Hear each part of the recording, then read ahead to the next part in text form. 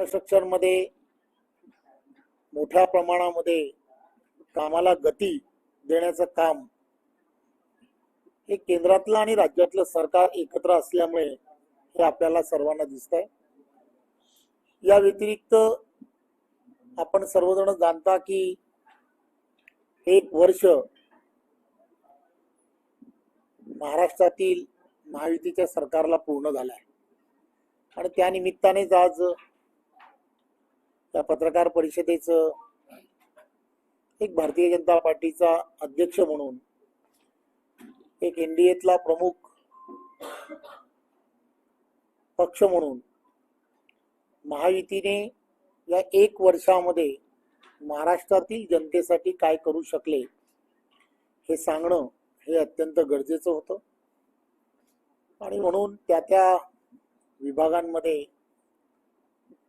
सर्व ठिकाणी वेगवेगळ्या पद्धतीने पत्रकार परिषदा घेऊन त्या ठिकाणचे विषय हे मांडावेत आणि म्हणून आज ही पत्रकार परिषद खरं तर घेण्याचं ठरवलंय। वेगवेगळ्या क्षेत्रांमध्ये जेव्हा आपण विचार करतो त्यावेळेला आपण विचार करतो की आपल्याला माहित आहे की पूर्वी ज्या ताकदीने शेतकरी हा आणि शेतकऱ्याच्या जीवनामध्ये ज्या वेगवेगळ्या पद्धतीने सरकार मायबाप म्हणून पाठीशी राहिलं पाहिजे, या दृष्टिकोनातून 5 वर्षामध्ये 25,000 कोटीपेक्षा जास्त इन्व्हेस्टमेंट ही या सरकारने करायचं ठरवलं आणि तेव्हापासून सातत्याने त्या दृष्टिकोनातून पाऊल हे सरकारने उचलायला सुरुवात केली।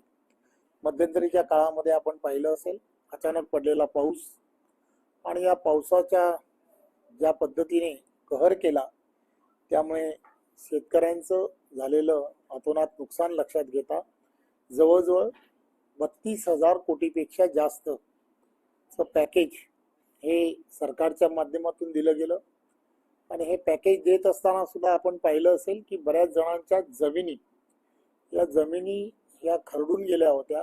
त्या खरडून गेलेल्या जमिनीसाठी सुद्धा पहिल्यांदाच सरकारने एक नव्या पद्धतीने त्याच्यामध्ये सरकारने पाठीशी राहिलं पाहिजे या दृष्टिकोनातून सरकारने त्या संदर्भातला सुद्धा निर्णय घेतला हे आपण सर्वजण जाणता। सौर या विषयामध्ये सुद्धा सरकारने अतिशय वेगळ्या पद्धतीने काम करायला सुरुवात केली।